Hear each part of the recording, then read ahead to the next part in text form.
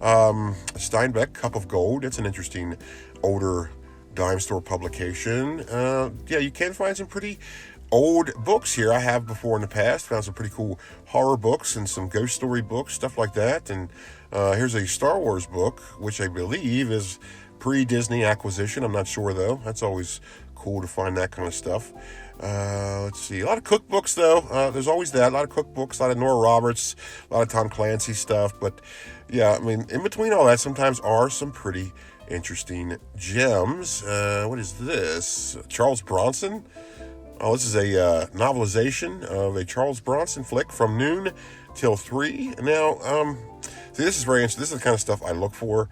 This is very interesting. Probably going to set that aside. Probably going to get that. But it would be cooler if it was like a Death Wish novelization. But hey, you know, it's still a cool find. Okay, let's not get too picky here. So let's move on to their CD section. One that's definitely hit or miss, much like anything here. Ultimate Country Party. Yeah, that's... I'll leave that here for somebody else as much as I want it. Not really, of course. Barry Manilow. Yeah, that's kind of like the stuff you'd find here. I mean, the CD selection is definitely hit or miss. More miss than hit. What is this? Drag Racing. Oh, that's a CD-ROM game. That's interesting. Obviously got mixed up with the CDs. You can't blame them for that mistake. A lot of Kenny G stuff there. That's interesting. Scooby-Doo, Phantom of the Night. I don't know if that's a CD-ROM thing or not. I don't know what that was. And you know what? I'd be darned if I don't care. A Scholastic Tape, I Spy Spooky Mansion. That's definitely a CD-ROM game. Yeah, some German stuff there. Mozart stuff. What's this? Ooh, Sinister Sounds of Halloween. A Halloween soundtrack CD. I'm always a fan of these. They got all kinds of spooky noises on the back there. Let's see. What's this? Reba McEntire. Reba, brother. And the Sleepless in Seattle soundtrack, if you're into that sort of thing. More. Wow, there's like a... What is this? Oh, Backstreet Boys. Okay, put that away.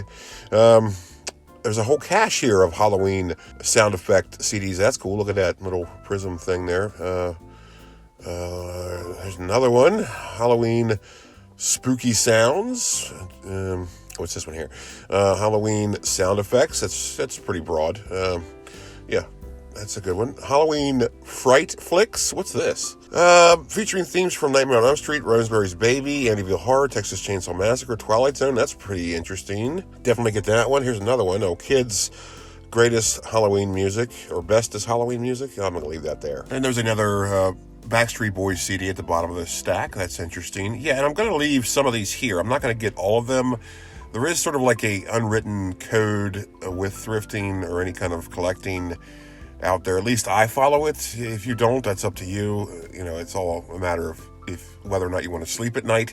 I just like to leave some things there for other collectors. I don't want to be a gluttonous hoarder who just eats up everything he sees on thrift store shelves because he thinks it's cool. Leave some stuff for the next guy, okay?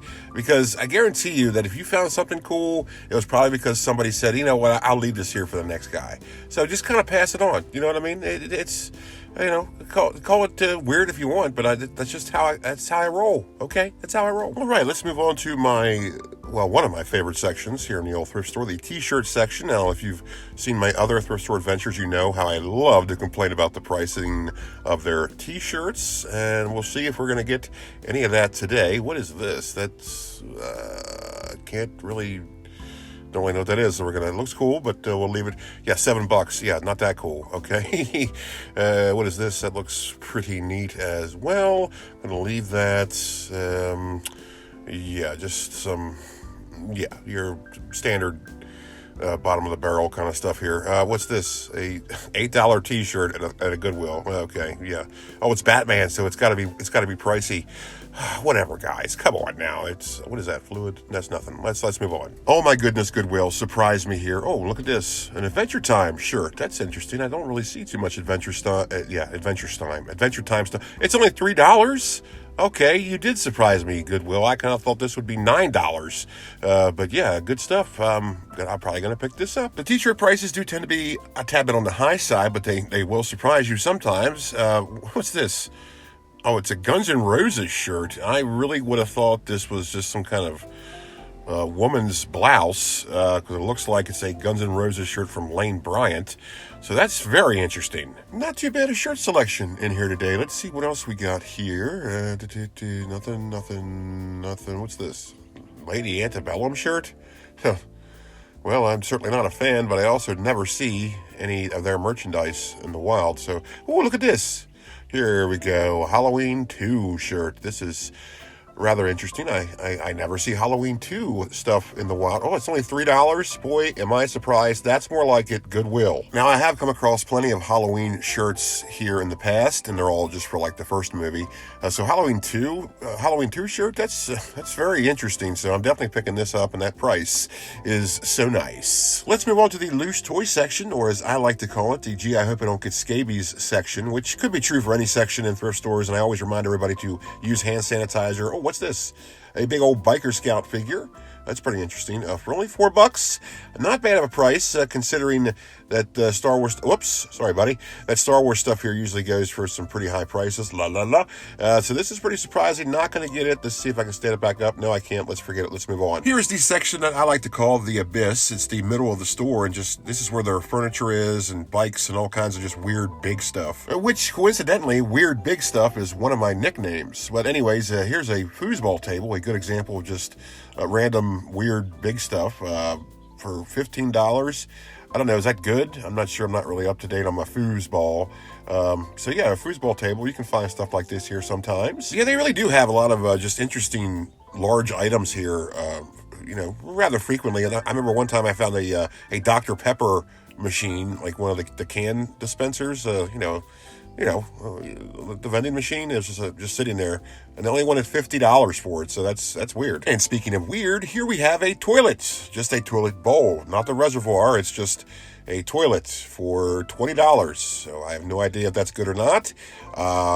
This is just really disturbing. You see a toilet bowl sitting in the middle of Goodwill. It's just something very unsettling about this, so I'm getting a little frightened, and I'm going to move on. Oh man, that toilet is just going to haunt my dreams. Anyway, here's the holiday section, which I've said in the past sometimes has some pretty cool stuff here, but doesn't look like it too much today. Just a lot of recent stuff. No, there's a jack-o'-lantern there, but it's too recent. I'm just not interested. There's nothing really of interest. Here's some Halloween lights. That's always a good touch. I have found some vintage Christmas lights here in the past. They're still in the box and all that. And they work, and so it's cool. You can find some relatively vintage holiday stuff here sometimes. Let's move on. Here's one of my favorite sections, the random bag section. Well, at least it typically is one of my favorite sections, but today it seems a little lackluster. Not too much. A big old calculator. That's interesting. Not too much here today, unfortunately, but I have found some really neato stuff here in the past, and this is where they usually have their audio cassette tapes. They just like bunch them together and just put them in a bag together and price them for like $3 for a bunch of like random tapes. It's not bad. I found a lot of cool tapes here before, but not today, so let's move on. Here is the section. I still can't really adequately explain what it is. I guess it's just like a shelving unit, wall hanging kind of decor section. I usually just peruse. Dylan, that's still here. That's going to be here forever because it's a pretty specific sale there. You got to be named Dylan and want a coat hanger with your name on it. But anyways, yeah, I found some pretty cool like display units here before.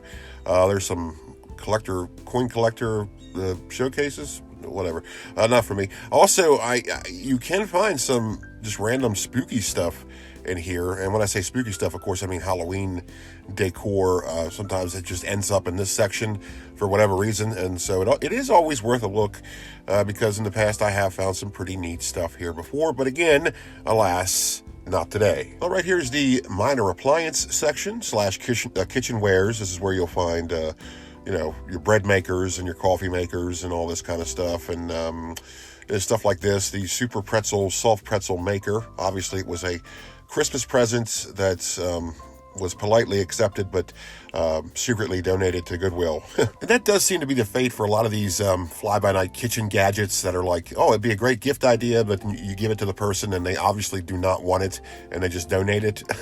And you can always tell when something is still in the package like this is. This is obviously what that was. It was an unwanted gift, and it ends up here, much like, bread makers and stuff like that. So here we go. Now, if you've watched the previous thrift store adventures, then you know my campaign against buying used coffee makers, because it's kind of disgusting and a lot of people don't know how to clean them properly, and there's usually a lot of mold in the reservoir. So let's check it out today to see if my theory is correct. Let's see if we can open this up. No, doesn't appear we can. It's taped shut. So there you go. They tape shut to obviously keep all the bits and pieces together. But still, I'm not able to check this to see if it's moldy. I guarantee you it is, at least to some extent. And I'm not going to cut the tape off. That's just kind of rude. But yeah, I'm just going to go ahead and assume this is filthy. So yeah, don't buy used coffee machines, okay? Yeah, come on, you're better than that. Well, anyways, here's the electronics section, which looks a little sparse today. It all depends on just what they get in. That's how it goes. It's up and down. It ebbs and flows and all that. Let's see what we got here. All the GE answering machine system is still here from the couple adventures ago. Still, no one has bought that. I am rather tempted to buy it, but what on earth am I going to do with it? All right, well, let's make our way to the front of the store and check out the jewel case. Of course, the jewel case is where they keep their quote-unquote fancier items. The last time I was at this location, the jewel case was completely empty, so I didn't bother. But today, let's check out what they got. All right, well, this is not too full either, but they do have some merchandise in here today. Just, now, this is interesting. A incomplete set of the McDonald Land glasses from '78, I believe. That's pretty neat. I do have the Mary McCheese one that I found here last year in the glassware section for $1, and it appears that they want $5 a piece for these. So clearly, I was on the upper end of the market when I bought my Mary McCheese glass. So yeah, $5 for these each. I would, $5 for the set maybe, but I don't know.